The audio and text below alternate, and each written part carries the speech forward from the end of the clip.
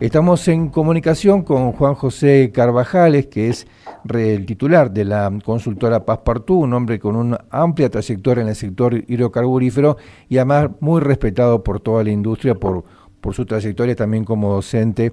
Juan José, buenas noches, gracias por atendernos, bienvenido. Buenas noches, Adrián, ¿cómo te va? Un saludo a toda la audiencia. Bueno, aquí en Neuquén, obviamente la pregunta que todos nos hacemos, los que estamos cercanos al tema de la industria y lo que ocurre en Vaca Muerta es ¿qué es lo que cada uno de los candidatos con más posibilidades tiene para desarrollar en materia o sus propuestas en materia de política energética? La consultora que dirigís ha realizado un estudio muy interesante que tiene que ver justamente con definir lo que cada uno de los candidatos ha planteado en materia de propuestas para, en particular, Vaca Muerta. ¿Por dónde te parece que podemos arrancar para contarle a la gente? Primero podemos comenzar por dónde están los puntos de contacto, ¿no? Los lineamientos que comparten. Porque en el sector energético se da una curiosidad que es que hay bastante consenso sobre lo que hay que hacer. Ajá. En términos estructurales hablando, ¿no? Después siempre hay matices, pero en cuanto a lo que tiene que hacer el sector y qué aporte puede hacer para la economía y en general para la sociedad argentina, ahí hay bastante consenso y la gran disputa siempre es por qué no se hizo antes, digamos, por qué no se llegó a tiempo. Sí. Pero eso es porque los lineamientos básicos están trazados y sabemos que tenemos una gran oportunidad como país, entonces ahí, digamos, las grandes coaliciones políticas y los candidatos, lo que nosotros analizamos a la consultora son los referentes energéticos de los candidatos. Bueno, ahí coinciden. ¿En qué coinciden? Bueno, en que hay que desarrollar todo el potencial de Vaca Muerta, en que tenemos que seguir haciendo obras de infraestructura para evacuar esos recursos, en que hay que atender a la demanda interna como primera prioridad, pero que a la vez tenemos una gran oportunidad en cuanto a generar saldos exportables, ¿no? Bien. Todo esto hablando de los recursos fósiles de Vaca Muerta. Claro. Entonces, esa es la estructura basal donde después empiezan sí a abrirse los caminos. Entonces, hoy tenemos candidato del oficialismo que sabemos lo que va a hacer porque es lo que está haciendo, digamos, es el actual ministro de Economía, que a la vez tiene bajo su órbita la Secretaría de Energía. Entonces, ahí no hay que inventar mucho, es seguir los trazos que se han desarrollado este último año. ¿Qué podemos destacar ahí? Bueno, podemos destacar una apuesta a desarrollar Vaca Muerta, tanto el petróleo que ya se está haciendo y generando excedentes de exportación, como en gas, que el ministro lo que hizo apenas asumió hace un año fue extender el plan gas 4 años más.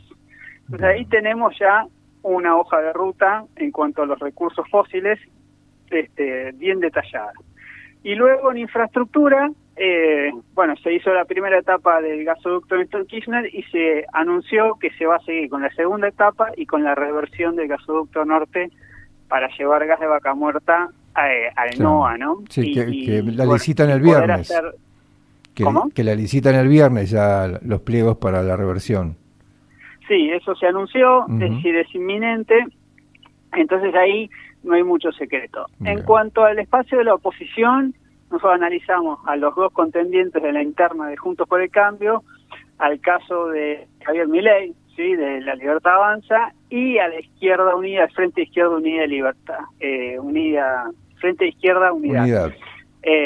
Donde está, en primer caso, Milei, digamos, Horacio Larreta y Rodríguez Larreta y Burrich, ¿no? En Juntos por el Cambio, luego Milei en La Libertad Avanza, que no tiene interna, y luego juntamos a Miriam Bregman y Gabriel Solá.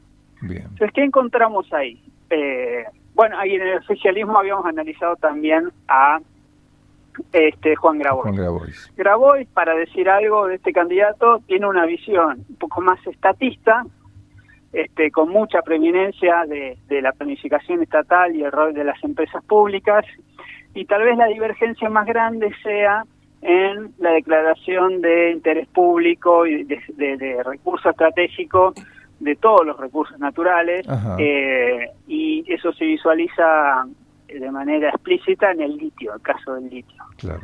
Sí, que el ministro Massa parecería ser que no es ese uno de los puntos a destacar. Uh-huh. Luego, en el espacio de Juntos por el Cambio, los dos candidatos en materia energética no tienen grandes disidencias.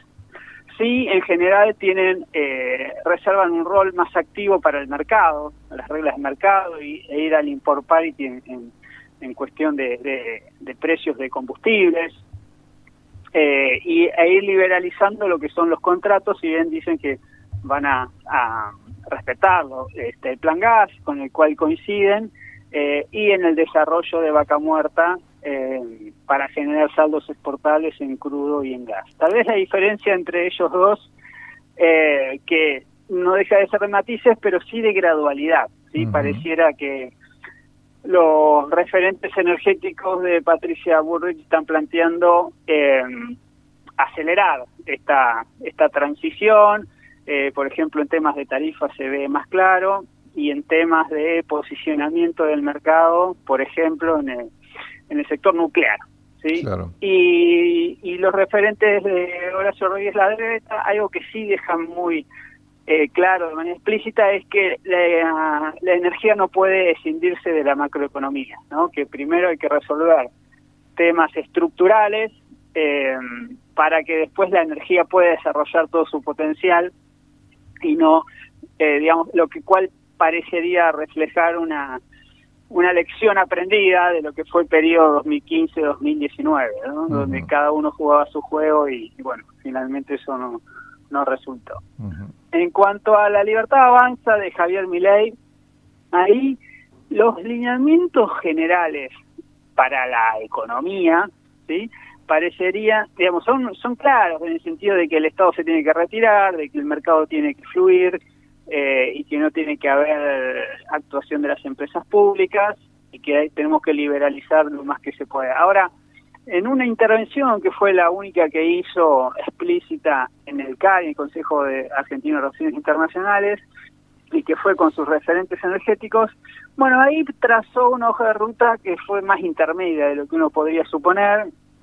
Dijo, por ejemplo, que iba a respetar los contratos del plan gas, dijo que NARSA tenía que tener algún rol en generación eléctrica y en atender la demanda residencial, y después, bueno, sí, tiene un ideario bien del liberalismo, pero parecería ser que no está dispuesto a hacerlo todo de entrada, por lo menos, e ir de manera más paulatina. Uh-huh. Y finalmente, las propuestas de izquierda, sí, tal vez son las más disonantes en todo este panorama, porque, bueno, plantean cuestiones como la nacionalización de los recursos, lo cual podría llevar a ciertas expropiaciones, plantea un fuerte respeto a lo que es la protección ambiental, que también podría derivar en prohibiciones, por ejemplo, en minería, prohibiciones en offshore, sí. Sí, procesos que están ya más avanzados, como la exploración del mar argentino. Bueno, eso podría quedar en entredicho para este sector.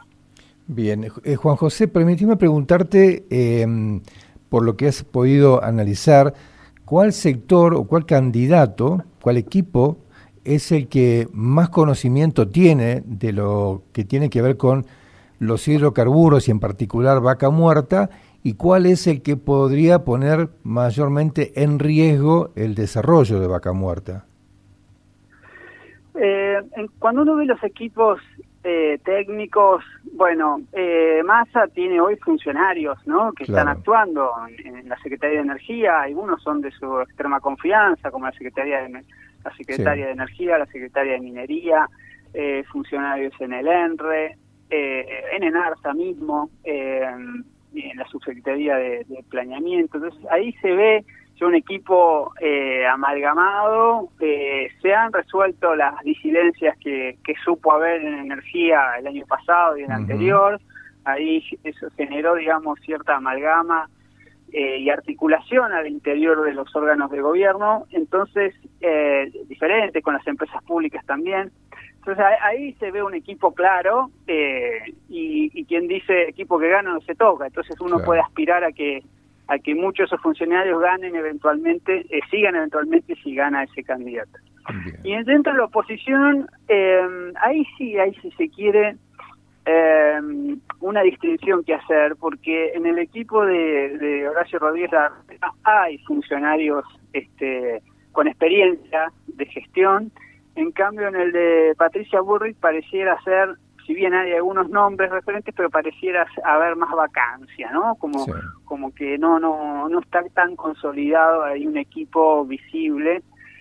Lo que tiene ese sector, ese espacio en general, digamos, Juntos por el Cambio, es que hay ciertos referentes más ligados a la economía, como Melconian, que pueden acercar, digamos, un plan articulado, independientemente de que hoy no estén jugando con alguno de los dos candidatos de esa interna. Entonces, por ahí no les sería difícil hacerse de una hoja ruta en ese sentido. Uh-huh.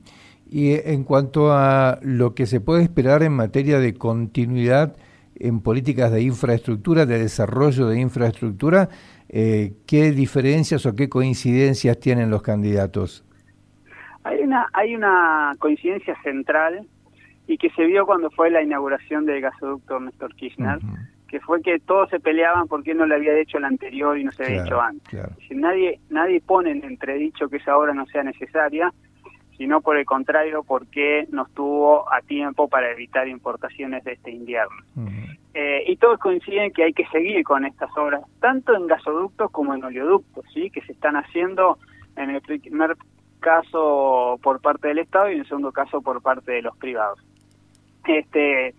Puede haber matices en cuanto a quién lo tiene que financiar o bajo qué esquema, más de obra pública o más de un PPP, digamos, puede tener cada espacio político y de acuerdo a su visión de la relación Estado-mercado. Pero yo creo que, digamos, en general, llegó un momento en Argentina donde la infraestructura está a tope en las prioridades de los equipos de los candidatos, porque son, digamos, la gran diferencia es que han aprendido la lección de que hay una gran oportunidad para Argentina de seguir reemplazando importaciones costosas, de abastecer el mercado interno y nueva demanda que se puede generar, por ejemplo, llevar gas a las provincias del norte, uh-huh, que explotan el litio, o seguir abasteciendo a usuarios residenciales que no tienen gas por red, o seguir generando gas para bajar los costos del sistema eléctrico. No, todo eso es una lección aprendida y todos los candidatos coinciden.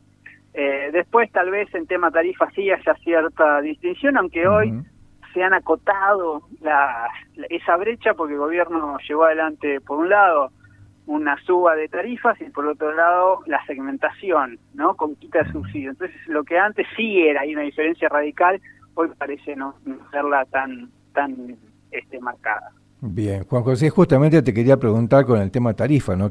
Porque digo, hay muchos otros temas, acceso a divisas, y etcétera, GNL, bueno, hay minería, pero sí, es un tema que afecta al bolsillo de los trabajadores y también afecta al funcionamiento de la industria. Tarifas y subsidios es otro de los puntos que también recorres en este estudio.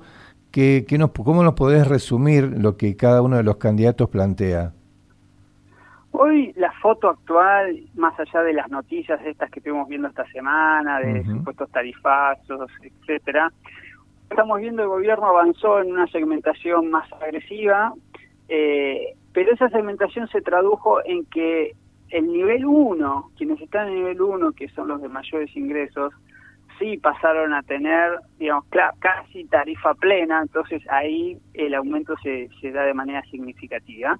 Pero es el segmento de la población que puede pagar esa tarifa. Sí. Y yo no creo que ahí haya demasiado problema. Y hay coincidencia entre oficialismo y oposición. Donde va a venir la disidencia es en el grupo de ingresos medios, que en la segmentación quedó caracterizado como N3, nivel uh-huh, 3. Y ahí es la batalla que se viene, ¿sí? Y que tiene que ver no si va a seguir habiendo aumentos para ese grupo, sino con qué velocidad y bajo qué gradualidad, porque la gran disputa es esa. A los niveles intermedios se le va a aumentar la luz y el gas, y tanto en producción como en transporte y distribución, sí o no, y a qué ritmo eso va a suceder. Tal vez ahí sí la oposición hoy está planteando hacerlo algo más directo y agresivo, porque el supuesto es que va a haber una tarifa social tal vez más comprensiva y que vaya directamente al usuario, pero no a la tarifa general. Y por ahí el oficialismo actual siga con este esquema de tal vez planchar lo que son los aumentos para el nivel intermedio y acercarlo a lo que es el nivel más bajo de tarifa social. Claro. No sé si eso cuánto se va a mantener, y todo siempre va a estar sujeto a las variables macroeconómicas, ¿no? Claro. Con inflación del 100%, el aumento que viste hoy, dentro de 4 meses ya quedó desactualizado. Entonces, ya hay que seguir con aumentos solamente para mantener los precios constantes en las tarifas reales. Así que ese va a ser claramente un gran desafío del gobierno que asuma en diciembre, cualquiera sea su signo político. Claro, y me estaba mirando que Javier Milei plantea directamente 100 subsidios, todos los sectores 100 subsidios y aumentos reales y paulatinos, y en el caso de la izquierda, freno a los aumentos nominales y fuerte nivel de subsidios con expropiación de empresas. Sí, ahí la izquierda tiene ese discurso de las empresas tuvieron ganancias extraordinarias. Ahí tal vez el desafío sea cuál es la alternativa, ¿no? Porque el Estado tampoco tiene las espaldas para quitar las concesiones y hacerse cargo de todos los sectores, tal vez alguno que sea más estratégico, pero no de todos. Y en el caso de Milei, bueno, es lo opuesto, ¿no? Es quitar toda ayuda estatal, y ahí lo hemos visto en Argentina y en otros países de la región.